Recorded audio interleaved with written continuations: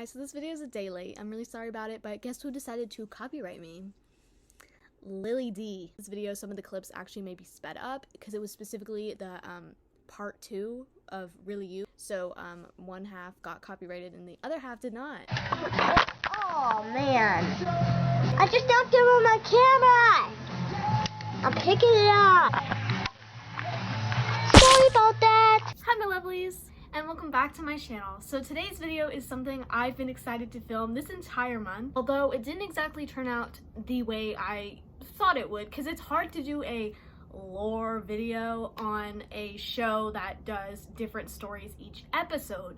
But I did watch a few, and I still think this is going to be a very interesting watch. So in the past year, my content has shifted more towards like commentary, but I used to be the person who watched commentary videos before, and I would always be like, I had certain medias in my head that I would hope people would do in like deep dives or like a discussion. One media I have never seen a video on somehow is L.R. Stine's The Haunting Hour.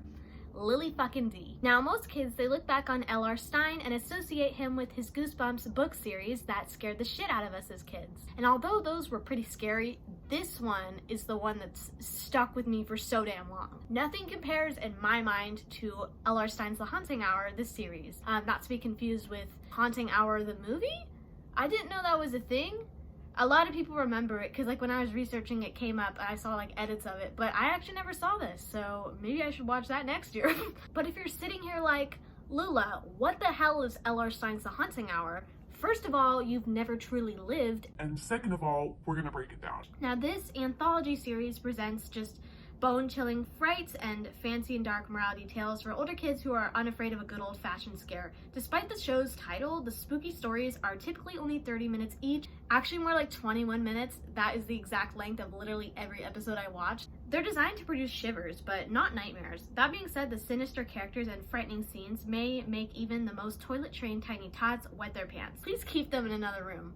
Yes, this is the real description on Google. It was too good not to include. Now this series is actually 4 seasons long, and originally I was gonna binge just all of it, but then I realized that would probably be a waste of my time. They are all separate stories, so I feel like doing an analysis on a couple of them that really scared the shit out of me as a child would make more sense. So don't be afraid if your favorite's not in this video, because we will get to it. I am open to doing this again. So we have 6 episodes to talk here about today.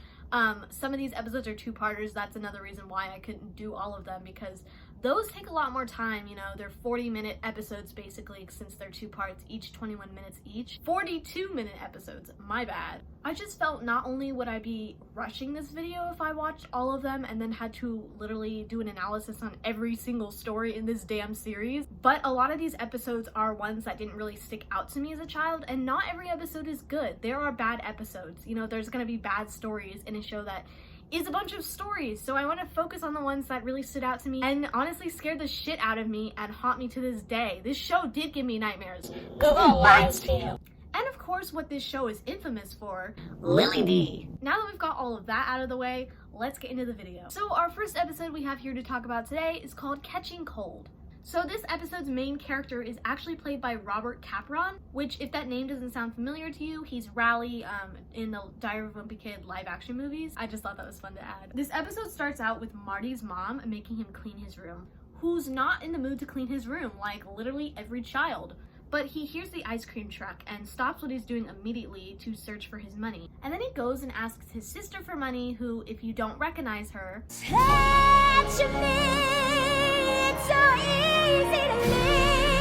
but she declines, so eventually his dad gets home. His dad's also a police officer, that will be important later. And he sets his wallet down next to where his keys are, so Marty proceeds to literally steal this man's wallet. I mean, I think he steals money out of it, but same difference. He practically misses the ice cream truck by the time he gets out there, and he attempts to climb this fence in order to catch up with it. I don't know how that was going to benefit him. It doesn't benefit him. It doesn't even help him get close to catching it. So the next day, he's talking to his friend, and he brings up the creamy cold ice cream truck and how it just sounds delicious since he missed it the day prior. And his friend has literally never seen it, didn't even hear it the day before, despite them literally living in the same neighborhood. The mailman actually overhears this conversation and decides to jump in. Did you say creamy cold? Creamy cold ice cream? You know, Creamy cone? He says he hasn't heard that name since he was a kid because there was this boy named Jimmy Jeffries who also talked about the same ice cream truck, but none of the other kids had heard of it, just like in this scenario. Jimmy Jeffries also said he could never catch it, but that it left him some of its creamy cold ice cream outside his doorstep. Nobody believed him. Marty mentions how basically he saw the truck and the mailman says he wonders whatever happened to the kid, implying Jimmy Jeffries has disappeared and hasn't been seen in a while. Marty wakes up to the sound of the creamy cold ice cream truck later that night and he finds it in his driveway. There is a ice cream cone actually placed on his doorstep, which he proceeds to eat. Then he starts screaming at the truck as it drives away that he wants more, all with the cone in his hand. Who doesn't eat their damn ice cream cone? I'm sorry, that is the best part of ice cream. I could not stop thinking about it while watching this scene. He's holding this cone. You still have something left. Finish your food. More! Give me more!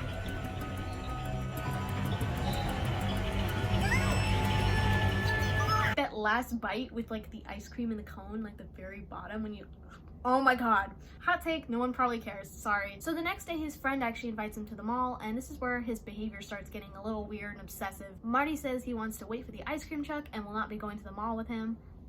This ice cream, the way it tasted, I can't describe it. It was like heaven. With no luck, he eventually falls asleep but wakes up to a slightly distorted version of the creamy cold ice cream truck's tune.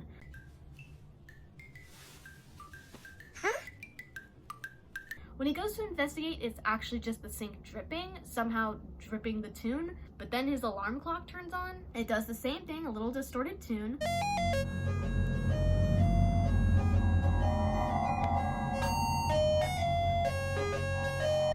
After unplugging his alarm clock, he hears the real tune and he runs downstairs, only to be interrupted by his father, who doesn't even see the ice cream truck and makes him go back to bed. Marty!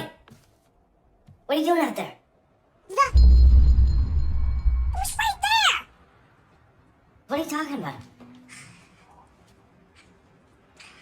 Marty! Get in the house now! Once again, the next day, his friend is questioning his story. You know, why didn't the dad see the ice cream truck if it's real? With that, Marty explains his theory, basically that he's some, like, chosen one, and that, you know, you can only see the ice cream truck if you really believe in it. His friend ultimately gets freaked out and just overall concerned for Marty's well-being, and Marty just tells him to go home because he's being a bummer. Don't call me. Don't come by my house. We're done. With this, we just really get a feel of Marty's overall sanity, just his unhealthy obsession with this creamy cold ice cream truck, and it's literally written all over his math textbook as they're studying. We even see him make fan art of this ice cream cone and proceed to lick the paper that it's on.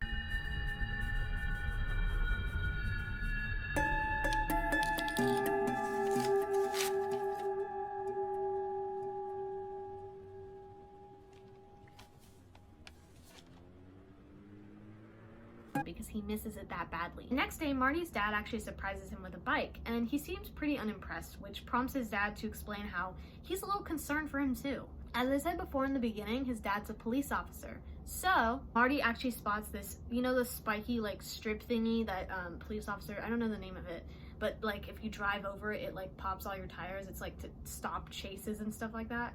That'll be important later, we'll come back to it. After his dad leaves, Marty just goes out to test his bike, and immediately we can see, as he's pedaling away, the truck parks right in front of his house. So he ends up meeting up with his friend, and we can see that he's gone out of his way to get this boy a full chest full of different kinds of ice cream to help him overcome this. If my friends aren't like Marty's friend, then I don't want it. In which Marty proceeds to take a bite of one, spit it out on the lawn, and call it junk.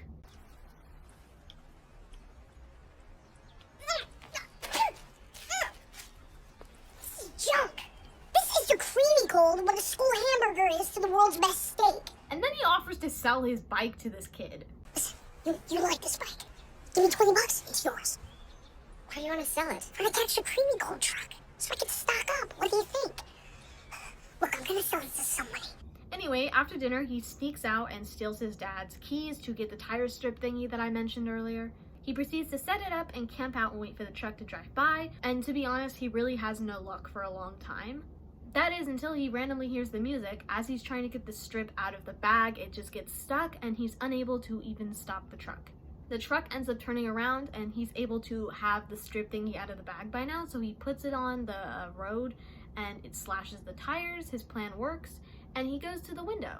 The window opens and there's a fog coming from inside, and he decides to attempt climbing inside the truck since he sees nobody there. When he gets in the truck, he actually finds an ice cream cone waiting for him, and just as he's about to dig in, he hears a voice. The voice actually ends up being Jimmy Jeffries, who the mailman talked about earlier in the story. He explains how he's been waiting for someone to want the creamy cold ice cream as much as he. You're here! The kid who caught the truck! You're Jimmy Jeffries! Yeah, little Jimmy Jeffries. And for 30 years, it basically had his soul, but now it has Marty's soul, because that's the price for creamy cold ice cream. The door closes, trapping Marty inside, and as soon as the door shuts, it ends. Our next story is our first two-parter we're going to be talking about today. It is called Scary Mary. So Scary Mary starts out with our four main characters. They're at a sleepover, and Hannah is actually taking photos. Hannah's our main character for this story. She also mentions that she doesn't like taking photos of herself because she doesn't like to look at herself. And she ends up mentioning too that she doesn't like mirrors. She has like photos covering most of her mirror in her room anyway. One of the guys in the group actually suggests that they play Scary Mary, but no one in the group has heard of it, so he explains. Let's play Scary Mary. Yes. What is it? You've never played Scary Mary? When I lived in Michigan, everyone played it. But we're not in Michigan, dude. Basically, how you play Scary Mary is one person stands in front of a mirror with a candle, you turn all the lights off, and you say, Scary Mary looking through, Scary Mary, she sees you, Scary Mary looking through, Scary Mary, she's got you. No, because I remembered it as Scary Mary looking through, Scary Mary, I see you, like from watching this episode when I was little. Mandela effect? I'm just kidding, I probably just have a bad memory. Anyway, so basically the premise of Bloody Mary. Anyway, he explains further the backstory or lore of Mary. Mary was this girl from like 100 years ago. She used to live on a farm in the middle of nowhere, and she's very lonely. So she used to dress up in her grandma's like old party dress and just look at herself in the mirror for hours. She became so obsessed that one day a fire broke out in the farmhouse, and she didn't even realize it until it was too late, and she burned in the fire. Hannah's mom says she's going out and she ends up kicking the boys out of the house. And during that time, Amber and Sammy decide they want to play, but Hannah doesn't really want to. Hey, we should play that Scary Mary game. Not me.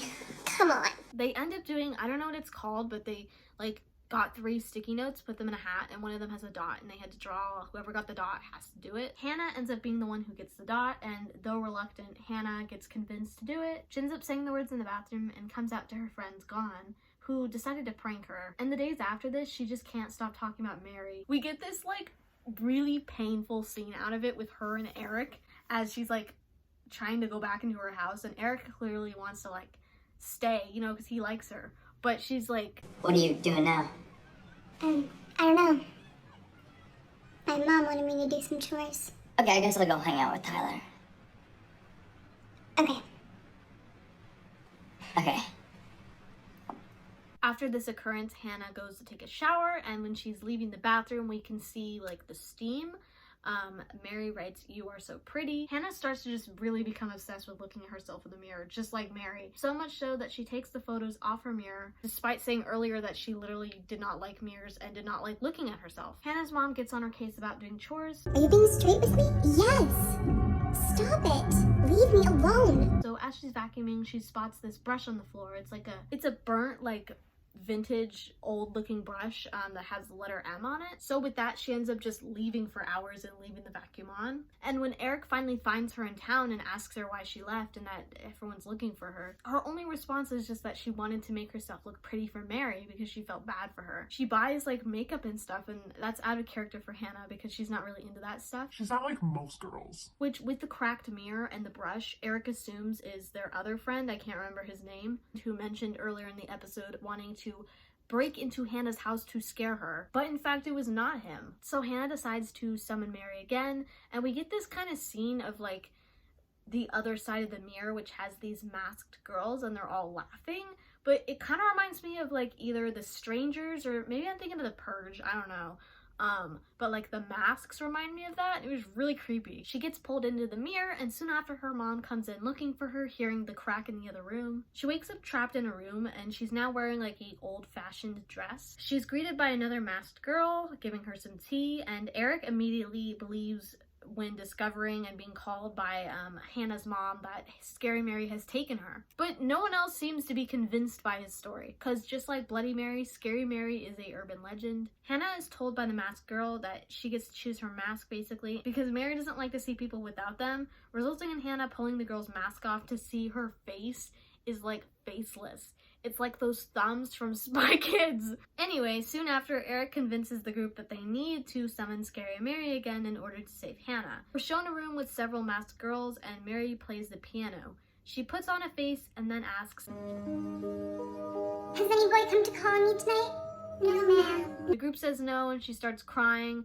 They end up collecting her tears in this bowl, and later they pour the bowl of tears in the lake or pond or a body of water. Then Mary puts another face on and starts raging, this time after being told, no boys have called to her. Calling herself ugly and then going back to playing the piano. Eric at the same time tries to summon Mary in like the woods with the entire group present. And since he's only using a glass shard, it immediately just snaps once he gets into contact. Meanwhile, all the masked girls, soon after this, head to Hannah's room carrying a rope and telling her it's time. They tie her up, and soon after, Eric wakes up on Mary's farm.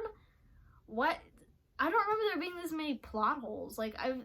This one was one I had like really high expectations for, but when he just showed up there in the woods on like Mary's property, it kind of got me disappointed because I was thinking they were gonna have to go and find another mirror and like get Hannah's mom involved or something. I don't know. Like, I don't understand how he's randomly waking up in the woods as if the whole glass shard didn't just break. They bring Hannah to Mary and start referring to her as the new face. She tells Mary she really just felt sorry for her. Mary actually hears Eric in the distance and gets so excited that a boy has come to visit.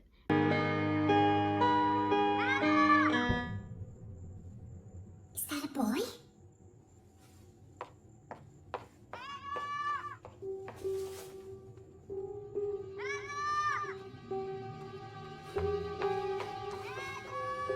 A boy has come to visit you? Mary takes over Hannah and goes on a tangent about how perfect her face is when Eric is trying to save her. It's like, it gave me so much secondhand embarrassment. Eric, wait.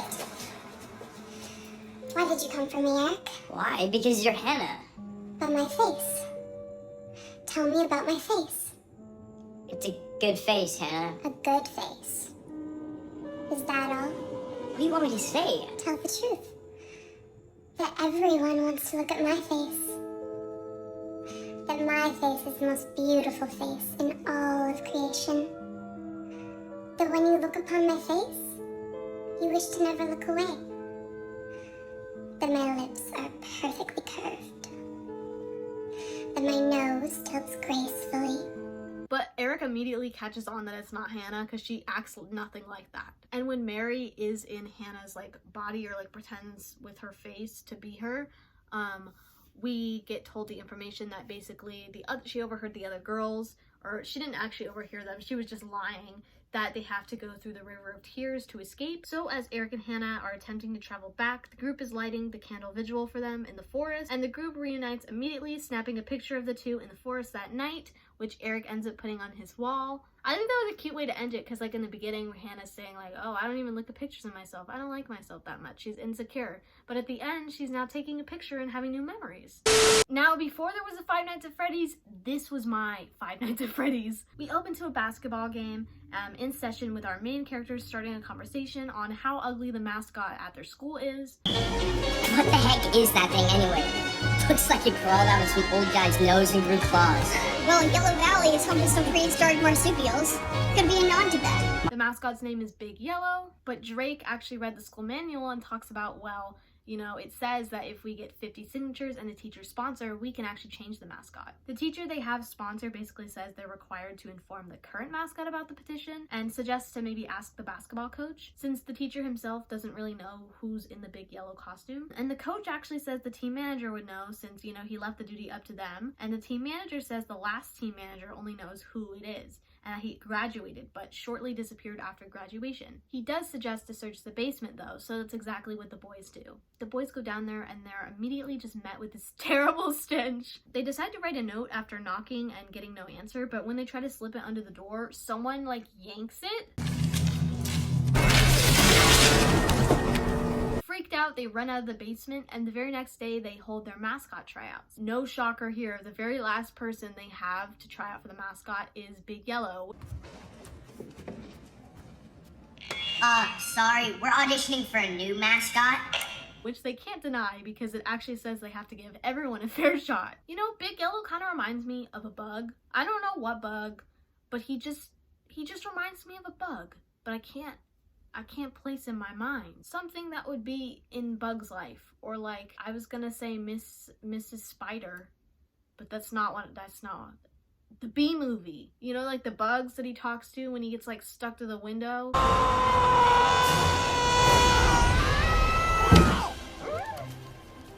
Oh my, what horrible thing has happened here? I feel like he'd be in that movie. Be in that movie. They end up picking this wolf named Wolfie for the mascot, and unfortunately, when he's walking back home, Big Yellow decides to attack him.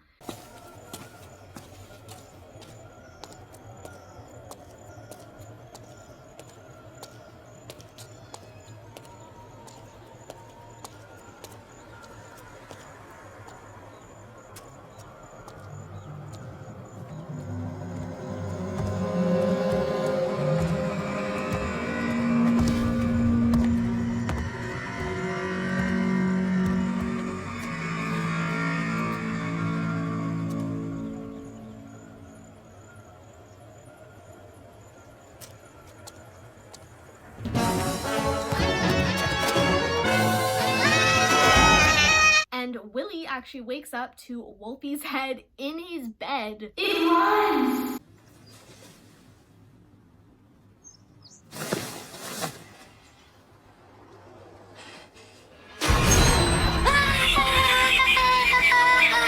I love throughout this encounter where he's telling Drake about how like Wolfie was found in his bed when he woke up, that they're treating it like some kind of murder mystery. I mean, knowing Big Yellow, the kid probably did die, but like... Is the coast clear? What? Is anybody watching us? No, dude, jeez, chill out.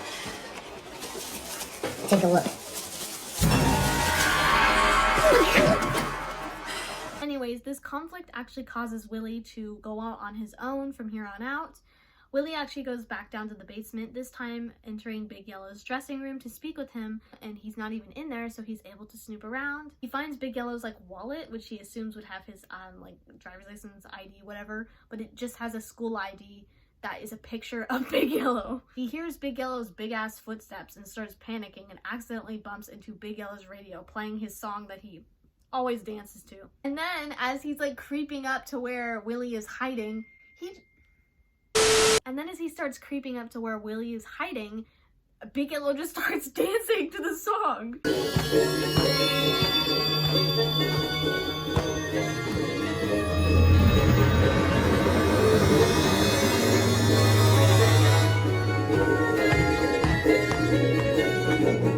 Willie ends up getting locked in after Big Yellow leaves, and this gas starts coming in through the vents. So he breaks through the door that happens to be like boarded up. He leaves and he finds Big Yellow sitting in the gym just playing his music with no one in there.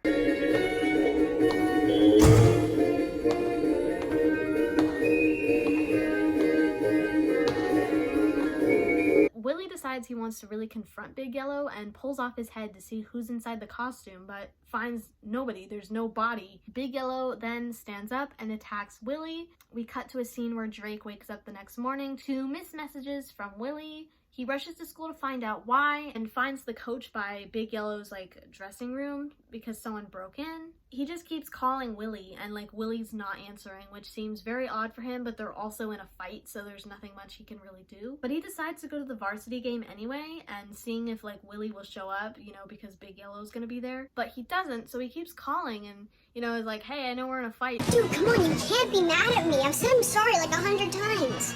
Seriously, I'm gonna call the cops on you if you don't pick up soon, so stop messing around. Eventually, when Big Yellow comes out, he calls Willie again and hears his ringtone. He starts following like the ringtone around to see where it is. Drake soon realizes after coming face to face with Big Yellow that the ringtone is coming from Big Yellow himself.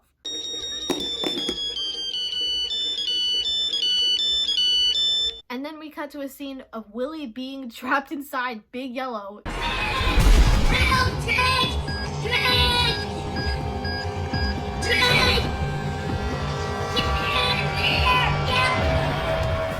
But his phone dies. I think I can speak for a lot of people when I say I remember this scaring me so bad. Just like Five Nights at Freddy's, the story, the lore, I was so invested. Mascot on the Haunting Hour ran so that Five Nights at Freddy's could run. I just realized I'm talking about Five Nights at Freddy's while this poster is behind me. This next one I think is the one that's aged the worst. Like, humor, like storyline wise. I don't know what they were trying to do with this, but it's weird. And you can tell me in the comments if you think I'm like overthinking it, but I feel like it's a little weird. This one's called The Red Dress, and our main characters work at a snack bar at some club. It's the same old like unpopular girl likes a popular guy that she can't have trope. The next day, after being late to the bus stop on the way to work, Jamie actually spots a store called the Raven's Chest. She just becomes so intrigued, fascinated by the store, that despite being late for work, she needs to check it out. Hey, have you seen this store before? What? I don't know, maybe it's just open. Do you hear what I said? Because I was getting real with you, you know? Not in any way sarcastic. You gotta cherish moments like these, James, because Jamie, where are you going? We're gonna be late for work. Again, I just want to check this place out. Because she's never seen this store before in her life, which was really odd to her. She spots a red dress and immediately just falls in love with it. Jamie meets the shop owner, Abigail, who explains everything in the store was once somebody else's and that the dress is $400. I just have a question about the red dress. Holy. It's beautiful, isn't it? It is. It's amazing. She's blind. When you think about it. And that's like a running thing, like that she's some scary blind lady, and I don't get that. That's what I mean by like didn't age well. I've just noticed that in media they do that with like quote unquote disabled characters. Like she's out to be some scary villain in this story. And later that night on her way home, she can't help but stop to look at the dress again. The door actually ends up being left unlocked. So she goes in the store and she tries on the dress. She's talking to herself about Zach and how she loves him. Oh, hi, Zach. Oh, that's very sweet of you to say. It's just a little something I picked up at a thrift store. And all of a sudden she hears the cane of the store owner, who's again blind, and she books it in a panic and just runs out of the store with the dress still on. And in the beginning I didn't mention this, but she mentions how Zach, she's memorized his phone number when Nicole makes a joke about, I'm not crushing on Zach. Wait, I bet you call his phone at least once a day and hang up. Oh, please don't tell me you do that. I memorized his number, but I never called it. But in this dress, she actually calls Zach and asks him to go to the movies. They actually go to the movies the next day, and we just get this really awkward scene. Well, come this way. Yeah. So,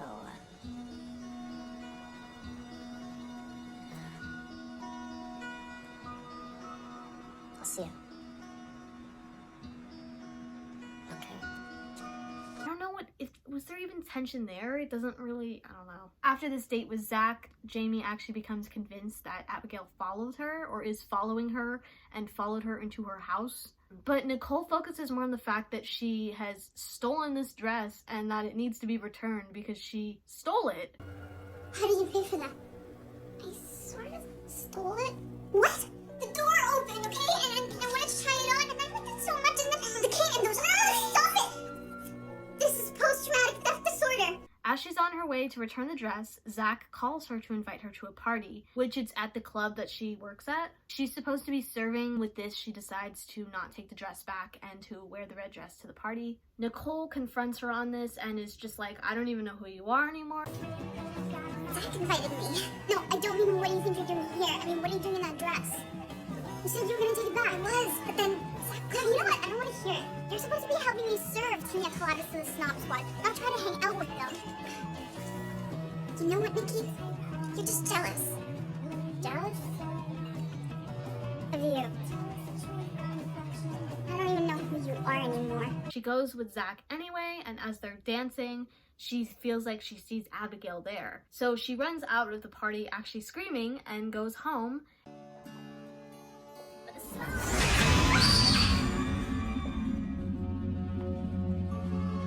What's the matter, Jamie?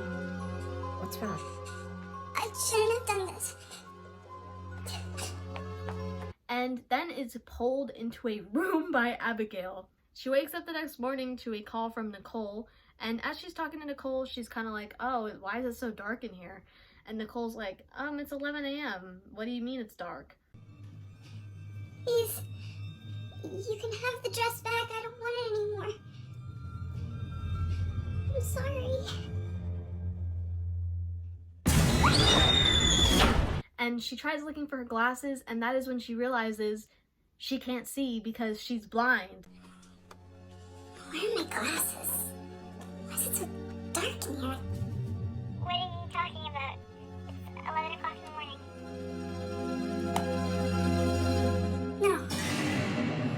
No, why can't I see anything? I can't see! And we get a shot of Abigail putting Jamie's glasses in a display case at her store. And she's no longer blind. Everyone must pay. And the final story we're going to be talking about in this video, of course I had to save the best for last, Really You, or if you're a fake fan, Lily D. This is the other two-parter, by the way, if you don't remember earlier, so this was a 40-minute episode. So the opening scene is actually the maker of the dolls. She stumbles upon Lily's head and immediately is like, no. She says she's no good and marks it on her head and puts her on the side to be thrown out. Look, Lucy, this is wrong. She's not good. Or more specifically, she says she's no good, so she puts her to the side to be thrown out. We fast forward to a family's house. Lily is anxiously waiting for her Really You doll. We find out her brother already has his concerns, but the parents want to do something special for Lily because she's honestly had a really hard time making friends. So the Really You temporary guardian arrives and introduces Lily to her doll, Lily D. You must be Lily. I'm Allison, temporary guardian. So, are you ready to meet her? Yes, please. Okay, Lily, I'd like you to meet Lily D. Like one wasn't enough? We slowly start to realize maybe why she hasn't made friends when some girls are over at her house shortly after. One of them makes up this lie about how Lily D doesn't like her, and she takes the other girl's doll and rips her legs off. Tabitha says that Lily D says that Lily D doesn't like you.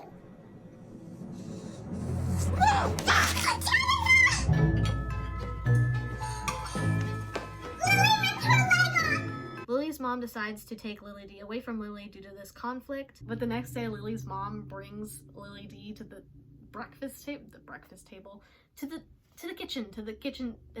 dining table. Dinner table? They're not eating dinner. And when everyone's not looking, the doll spills gravy on her mom's computer. This immediately gets blamed on the real Lily because her behavior hasn't exactly been good lately. She insists that it's the doll though, and no one's taken her seriously.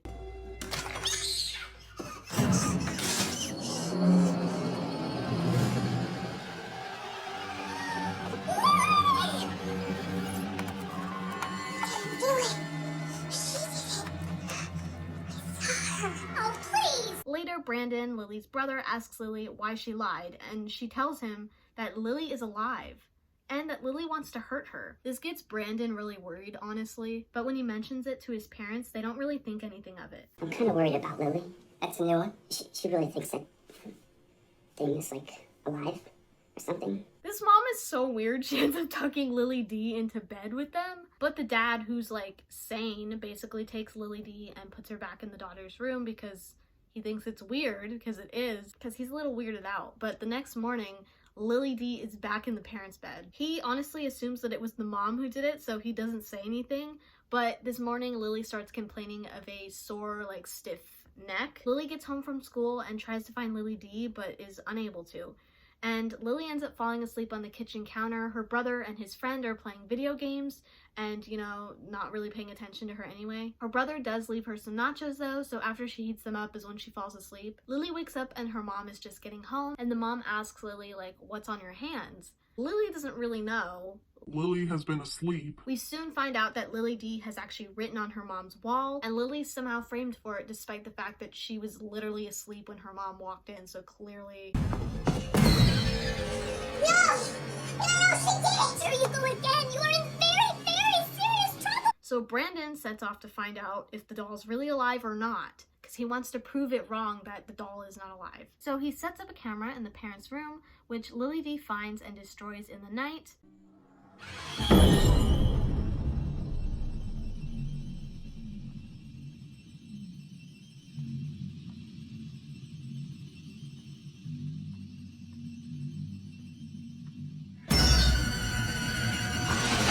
So once again, Lily isn't feeling well. We notice this progressively as the days go on throughout this episode. Lily ends up going to the doctor's, and while she's gone, Brandon tries to open up the doll and see if there's something inside of it. He ends up removing her wig. She slowly took off her wig, and she was completely bald. And finds the words "destroy this doll" on the back of her head that were painted over. So Brandon's friend Josh and Brandon sneak into the Really Used Center, meeting the doll maker. The doll maker tells them this really sad story of how her small business turned into this big corporation. This grave talked me into selling, and then your company tore down my house. And they built, and they built, and they built. Then came the orders. Make more dolls. Faster, faster, faster, faster, faster. Money, money, money, money, money. Which they actually tore down to make the Really Used Center. The doll maker says the company lied to her, and they said that they destroyed the doll themselves so she'd get back to work, but they lied and painted over Lily D's head. So after once again just being so overly exhausted from fighting her parents about how she's telling the truth about this situation, Lily just kind of has a moment where she breaks down to her mom. I'm gonna try to be a nicer person. And right after this, Lily D has once again done something, and it gets blamed on Lily.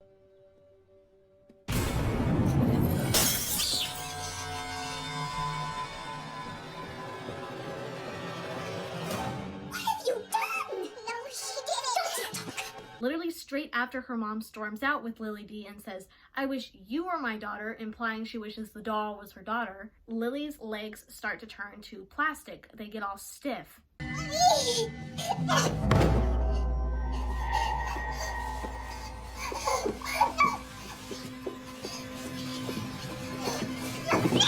While Lily's limping her way to her mom's bedroom to, show this to her, Lily's mom's in her little own world, starting a bath. Both her legs have now turned to plastic, and as she's crawling, Lily D shows up.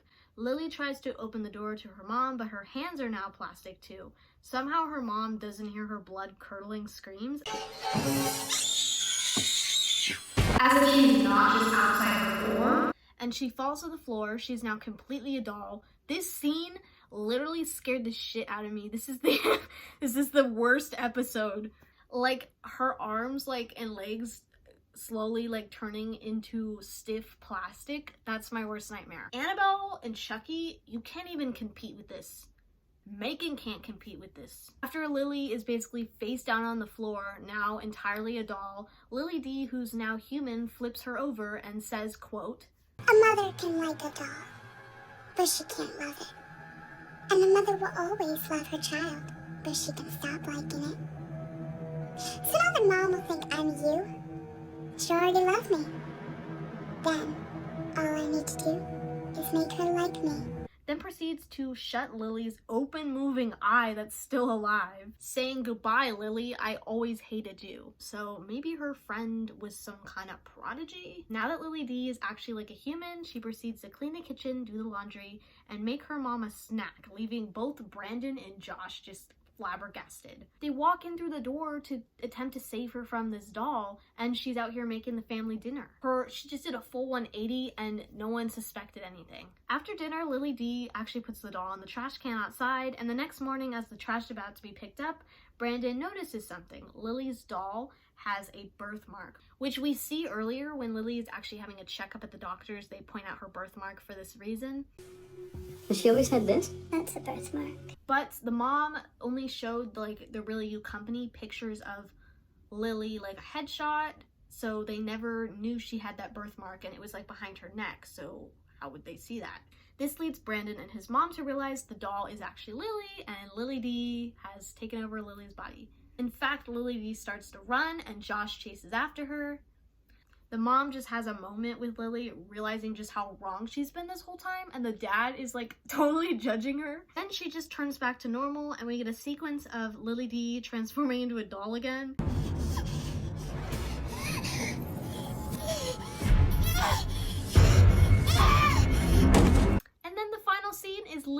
sitting up in the middle of the road and getting hit by a truck. Good times.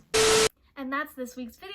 I hope you guys enjoyed, and I hope it wasn't like too all over the place. I tried to keep it as together as I could, you know, talking about 6 different stories, but I watched 9 episodes total because of the 2-parters. Make sure to comment down below what Haunting Hour episode had you traumatized as a child, and maybe I'll make a part 2 if you guys would like, and I can talk about some more and analyze them. And I will see you guys in the very next video.